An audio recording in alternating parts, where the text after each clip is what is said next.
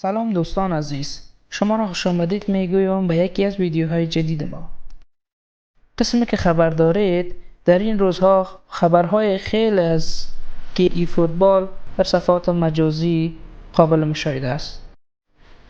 طبق اعلام رسمی شرکت کانامی که سازنده گیم ای فوتبال است، اعلان کرده است که به تاریخ 4 سپتامبر سال 2023 میلادی گیم به بریک خواهد رفت که این بریک برای 3 روز ادامه خواهد داشت و به تاریخ 7 سپتامبر سال 2023 آپدیت جدید ای فوتبال 2024 به بازار عرضه خواهد شد. پس در این ویدیو نگاه می اندازیم به رویدادهایی که نسبتا رسمی شده و نسبتا شایع است. ما در این ویدیو برای شما معلومات خواهیم داد. پس قبل از تماشای این ویدیو عضو چینل یوتیوب ما شده و صفحه فیسبوک ما را لایک کنید و برای حمایت از ما کافی است ویدیو را لایک کرده و شیر نمایید.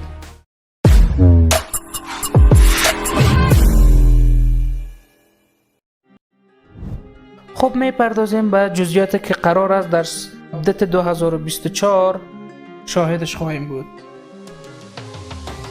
تغییر رنگ کاور بازی.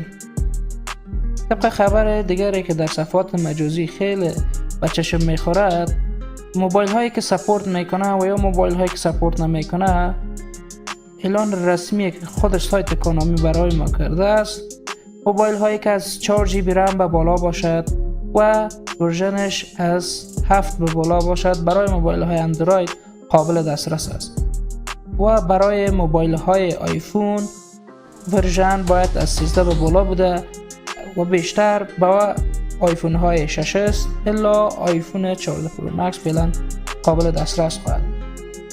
حذف پلی استایل در بخش گیم پلن. طبق اعلان رسمی سایت کانامی، در آپدیت سال 2024 گیم پلی استایل از بخش گیم پلن حذف خواهد شد.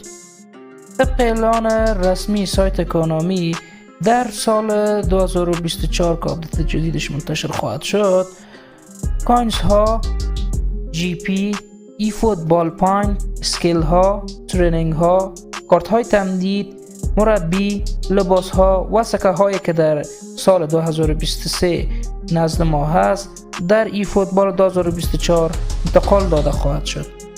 در آپدیت 2024 ما شامل قرعه های رایگان از باکس آیپک منچستر یونایتد خواهیم بود. لایسنس شدن لیگ عربستان. طبق خبرهایی که در این روزها بیشتر در حد شایع گفته شده است، لیگ عربستان به بازی دوباره برخواهد گشت و لایسنس خواهد شد. در سال 2023 شاهد یورولیگ در گیم بودیم، ولی در این سال طبق اعلان رسمی سایت کانامی شاهد این یوروی 2024 در گیم نخواهیم بود. طبق خبرهایی که فعلا در صفحات فیسبوک و صفحات تلگرام منتشر می شود و خبر خیلی مهم هم گفته شده است، اضافه شدن ماستر لیگ است، اضافه شدن پک های بازی. خبرهایی را که برای شما دوستان عزیز ما اینجا برایتان تشریح کردیم تا حد رسمی گفته شده است و تا حد در حد شایع است. پس فعلا مطمئن بودن نمیتونیم تا که آپدیت 2024 منتشر شود.